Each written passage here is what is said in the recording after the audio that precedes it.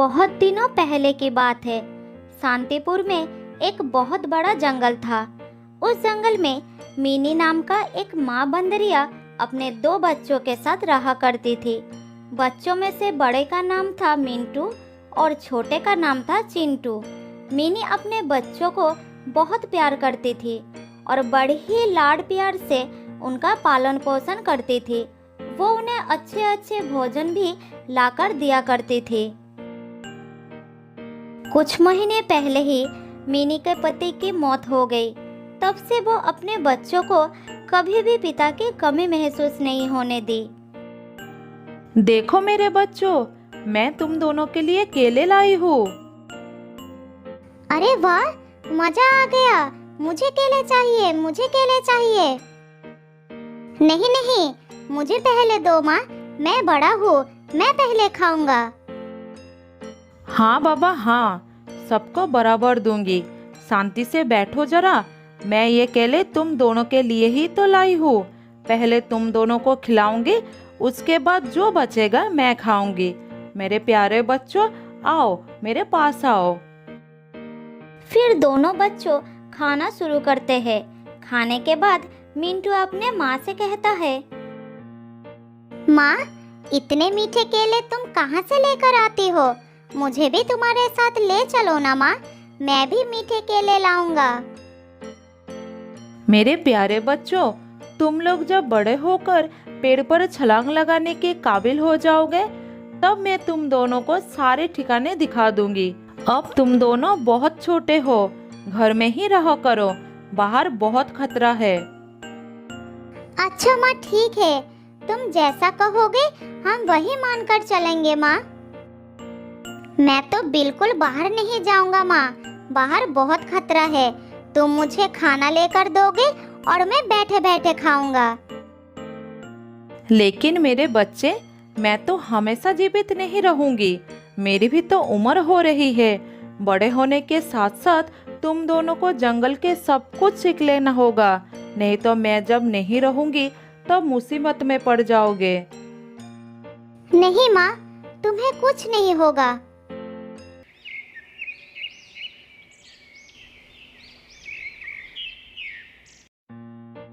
इसी तरह समय बीतता गया और समय बीतने के साथ साथ मिंटू और चिंटू बड़े होते जाते हैं। मेरे प्यारे बच्चों, तुम दोनों अब बड़े हो गए हो, इसीलिए मैं चाहती हूँ कि तुम दोनों मेरे साथ चलकर भोजन की तलाश करना सीखो। जंगल के नियम के बारे में जानो, जिससे तुम लोग खुद से अपना भोजन ढूंढकर अपना पेट भर सको। हाँ हाँ माँ, मैं तो कब से जाने के लिए तैयार हूँ। मुझे अभी ले चलो माँ। मैं इस घर के बाहर कभी नहीं गया हूँ। मुझे जंगल देखने का बहुत मन कर रहा है माँ। नहीं माँ, मैं नहीं जाऊंगा। मेरी तबीयत ठीक नहीं लग रही है, तुम दोनों जाओ। अच्छा अच्छा ठीक है, कोई बात नहीं, मैं तुम्हारे लिए भोजन लाऊंगी। फिर माँ बेटे भोजन लाने के लिए जंगल की तरफ चले जाते हैं और चिंटू घर में बैठकर आराम करने लगते हैं। इसी तरह कुछ और दिन बीत जाता है। चिंटू को इसी तरह बिना हाथ पैर चलाए भोजन मिलने लगा, जिससे वो और भी आलसी हो गया। बाद में जब उसकी माँ उसे जंगल में जाने के लिए कहती थी, तो वो कुछ न कुछ बहाना बना देता था। बेटा चिंटू, क्या आज तुम मेरे साथ चलोगे? ऐसे बैठे रहने से कुछ नहीं होगा। तुम्हें भी तो खाना ढूंढना सीखना होगा। नहीं माँ, मेरे पैरों में बहुत दर्द हो रहा है और फिर जंगल से भोजन लेकर आना, इसमें कौन सी बड़ी बात है? तुम मुझे फालतू में परेशान कर रही हो। अच्छा ठीक है, तुम आराम करो, मैं खाना लेकर आती हूँ। मिनी को ये बात समझ में आ जाती है कि चिंटू की आदत बिगड़ गई है। वो आलसी हो गया है। अगर वो अभी भी नहीं सुधरा तो उसे एक दिन बहुत बुरे वक्त का सामना करना पड़ सकता है। इसी तरह मिनी उसके भविष्य को लेकर चिंतित हो जाती है। लेकिन चिंटू को लगता था कि उसकी माँ उसे अपने साथ ले जाकर बस परेशान करना चाहती है। खाना ढूंढना तो वो सीख ही लेगा, लेकिन अभी नहीं। इसी बीच एक दिन मिनी की मौत हो जाती है। दोनों भाई माँ के पास खड़ा होकर बहुत रोने लगते हैं।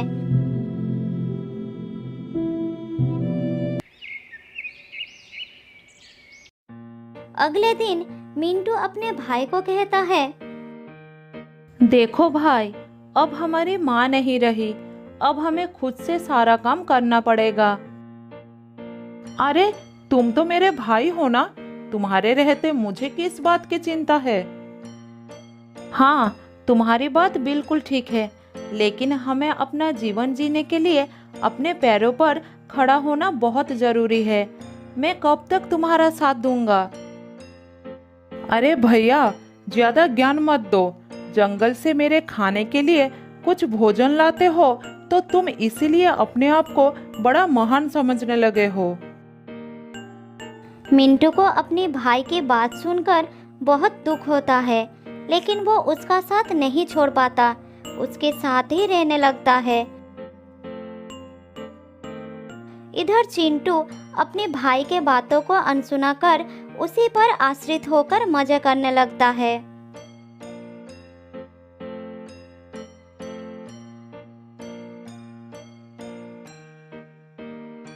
अरे चिंटू, कहाँ हो? ये देखो, आज मैं तुम्हारे लिए आम लेकर आया हूँ। जल्दी आओ, आम बहुत ही स्वादिष्ट है। फिर चिंटू अपने भाई के पास आकर आम खाने लगता है। इसी तरह दिन बीतता गया।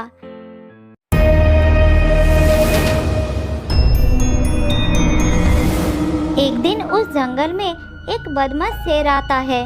जो भी प्राणी उसके सामने आता है उसे वो शिकार कर लेता है। सभी प्राणी डर के मारे अपने अपने घर में छुप जाते हैं। भाई चिंटू, जंगल में एक खतरनाक शेर आ गया है, तुम उससे बचकर रहना। जब तक मैं खाना लेकर नहीं आ जाता तब तक तुम सावधान रहना। ठीक है, तुम मेरी चिंता मत करो। मिंटू पेड़ से उतरकर भोजन के तलाश में निकल जाता है। तभी वो शेर उसका पीछा करता है। मिंटू शेर को देखकर दौड़ने लगता है। फिर किसी तरह एक पेड़ पर चढ़ जाता है और अपना प्राण बचा लेता है। लेकिन वो शेर उस पेड़ के नीचे बैठकर मिंटू के उतरने का इंतजार करने लगता है। ये शेर तो मेरे पीछे ही पड़ गया, अब मैं अपने घर कैसे जाऊंगा? इसी तरह रात हो जाती है, लेकिन शेर वहां से नहीं हटता, जिस कारण मिंटू अपने घर नहीं जा पाता। उधर चिंटू अपने भाई के घर ना लौटने के कारण भूखा ही रह जाता है, लेकिन वो भोजन के लिए कोई भी कोशिश नहीं करता।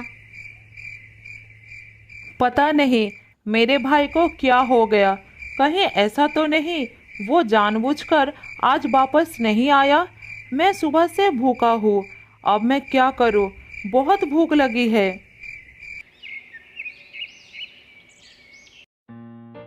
चिंटू पूरी रात ही भूखा रहता है।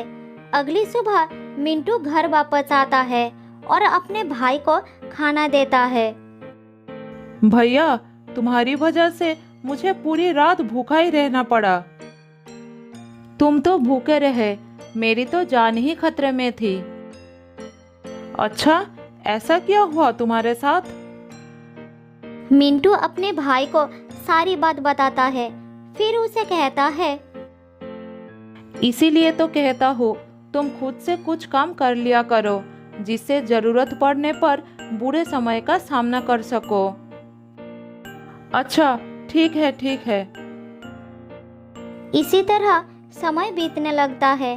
कुछ दिनों में बारिश का मौसम भी आ जाता है और तेजी से बारिश शुरू हो जाती है।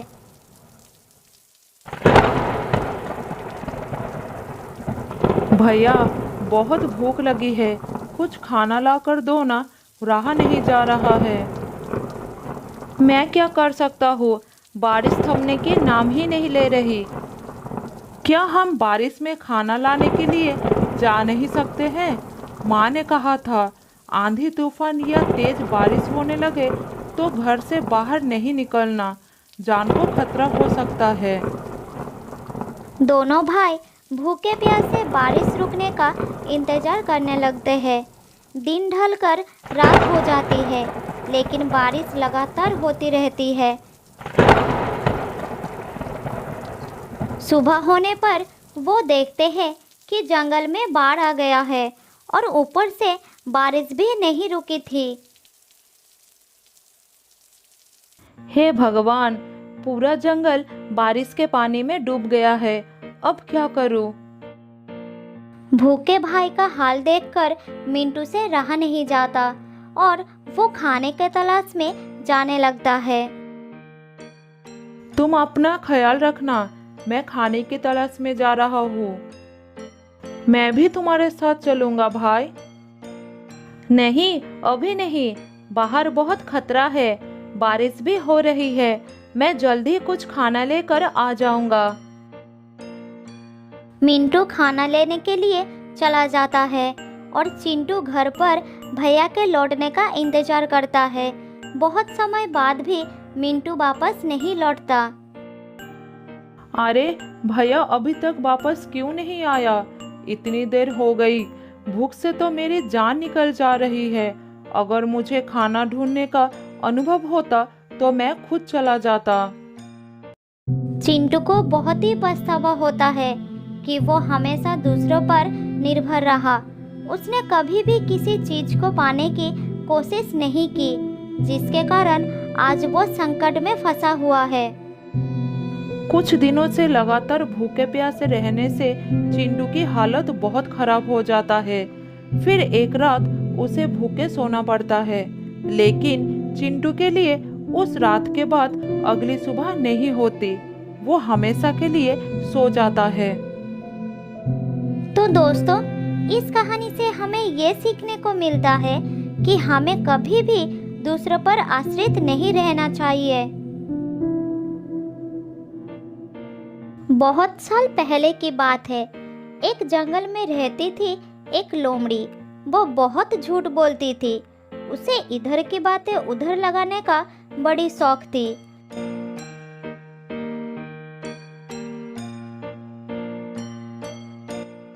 एक दिन लोमड़ी घूमते घूमते एक हिरनी के घर के सामने आ गई। तब हिरनी अपने बेटे से बात कर रही थी। लोमड़ी एक पेड़ के पीछे छुपकर दोनों की बातें सुनने लगी। बेटा, तुम उस पहाड़ी पर मत जाया करो।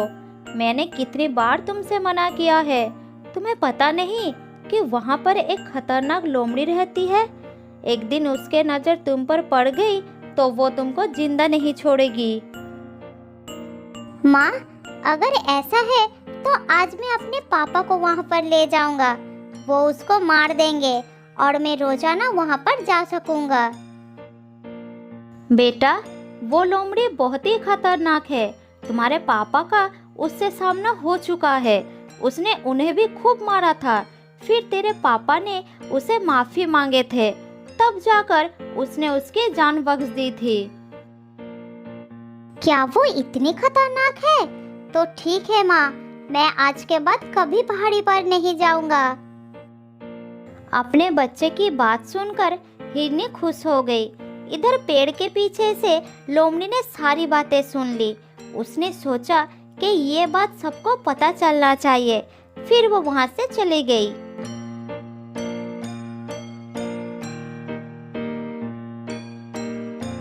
वापस जाकर वो एक एक करके सारे जानवरों को ये बात बता दी कि हिरनी का पति एक लोमड़ी से पिट कर आया है।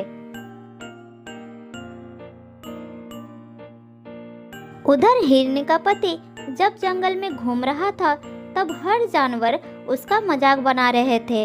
वो सब यही कह रहे थे कि वो एक लोमड़ी से मार खा कर आया है। यही बात सुन सुनकर उसे बहुत गुस्सा आ गया। तब वो अपने घर पहुंचकर हिरनी के ऊपर बरसने लगा। तुमने लोमड़ी से कहा कि मैं एक लोमड़ी से मार खाकर आया हूँ। यही बात उसने पूरे जंगल में फैला दी है। तुमने ऐसा क्यों कहा? पति की बात सुनकर हिरनी ने उसे सारी बात बताई। अरे सुनो सुनो, गुस्सा मत करो, मैंने सिर्फ हमारे बच्चे को डराने के लिए कह दिया था और वो मान भी गया। मुझे नहीं पता कि लोमड़ी ने ये बात कब सुन ली। ये सुनकर हिरनी का पति लोमड़ी के पास गया और उससे बोला,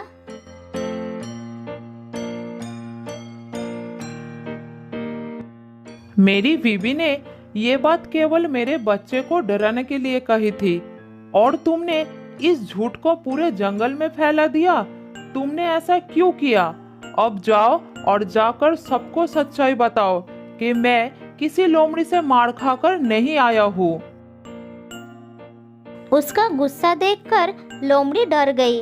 उसने फिर सबके पास जाकर ये बात फैला दी कि ये सिर्फ एक झूठ था। फिर वो थका हारा हिरनी के पति के पास पहुंची। तब उसने उसे माफ कर दिया और लोमड़ी अपना घर लौट गई।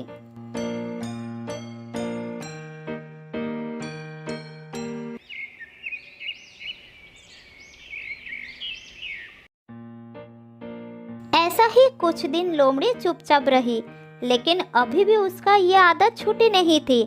फिर से वो जंगल में घूमने लगी।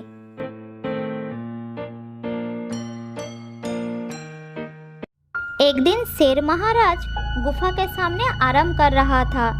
तभी उसके पास दूसरे जंगल का एक शेर राजा आया। दोनों शेर को एक साथ देखकर लोमड़ी उसकी बात छिपकर सुनने लगी। अरे तुम मेरे जंगल में कैसे? मैं तुम्हारी तरफ दोस्ती का हाथ बढ़ाने के लिए आया हूँ। दोस्ती का हाथ?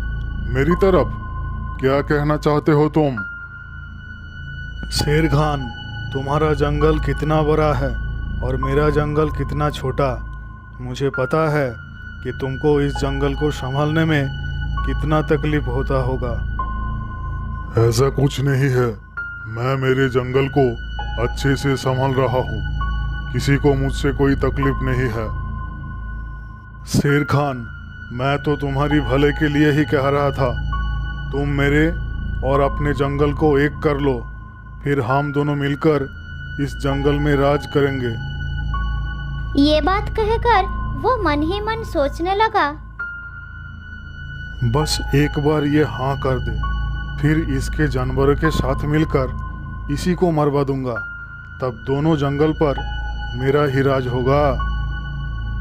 मुझे ये मंजूर नहीं है, तुम जा सकते हो। तुम बूढ़े हो चुके हो शेर खान। अगर कोई मुसीबत आ गई तो तुम कैसे इस जंगल को बचाओगे? ये सुनकर शेर खान को गुस्सा आ गया।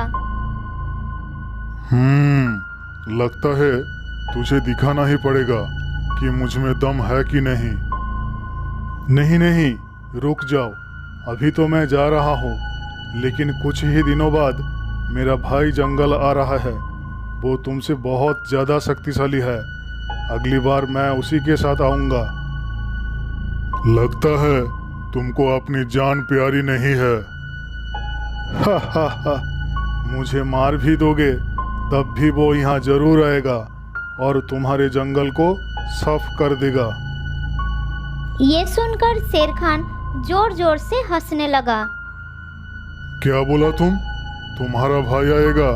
तो सुनो, मेरा भी एक भाई है जो पास के जंगल में राज करता है। मुझसे ज़्यादा जवान और ताकतवर है वो। मैं उसी को बुला लेता हूँ। लेकिन अगर वो इस जंगल में आएगा तो उसको भी शिकार की जरूरत पड़ेगी। तो क्या हुआ? तुम्हारा भाई आएगा, वो भी बिना वजह मेरे जंगल के जानवरों को मारेगा। इससे अच्छा मैं अपनी भाई को ही बुला लेता हूँ। वो रोजाना 3 जानवर को शिकार करता है। यहाँ भी ऐसा करेगा। अब मैं तुमको मार देता हूँ। जब तक तुम्हारा भाई आएगा उससे पहले मेरा भाई यहाँ आ चुका होगा। अरे नहीं शेर खान, मैं तो बस ऐसे ही तुमको डराने के लिए कह रहा था। मेरा कोई भाई नहीं है, मैं जा रहा हूँ। ये कहकर वो वहां से भाग गया। इधर लोमड़ी सोचने लगी, अरे बाप रे, रोजाना 3 जानवर, ये बात तो सबको बताना पड़ेगा। ये कहकर लोमड़ी वहां से चली गई और उसने ये बात पूरे जंगल में फैलाना शुरू कर दी। वो जानवरों के पास जा रही थी और यही कह रही थी, शेरखान अपने भाई को इस जंगल में बुलाने वाला है। अब ये दोनों भाई मिलकर रोजाना 3 जानवरों का शिकार करेंगे और कुछ ही महीनों में जंगल खत्म हो जाएगा। ये सुनकर जानवरों के दिल में डर पैदा हो गया। तब सभी जानवर उस जंगल को छोड़कर जाने लगे। शाम होते होते जंगल एकदम खाली हो गया। शाम को जब शेरखान घूमने निकला तब उसे कोई भी जानवर नजर नहीं आया। तालाब के पास भी दूर दूर तक कोई जानवर नहीं थे। अब उसे चिंता होने लगी। कहीं शेरू ने सच में अपने भाई को बुलाकर जानवरों पर हमला तो नहीं किया? वो सब कहाँ चले गए?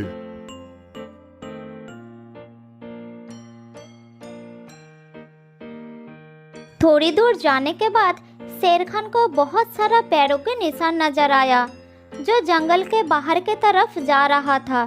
फिर वो उसी रास्ते से भागना शुरू कर दिया।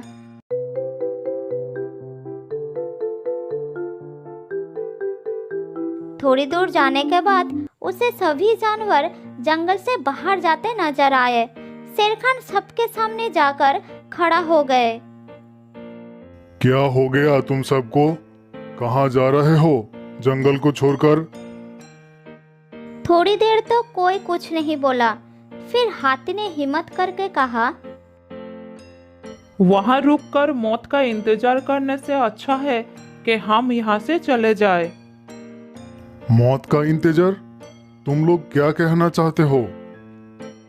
हमें पता चल चुका है कि तुम अपने भाई को भी इस जंगल में बुलाने वाले हो, जो कि रोजाना 3 जानवरों को खाकर अपनी भूख मिटाता है।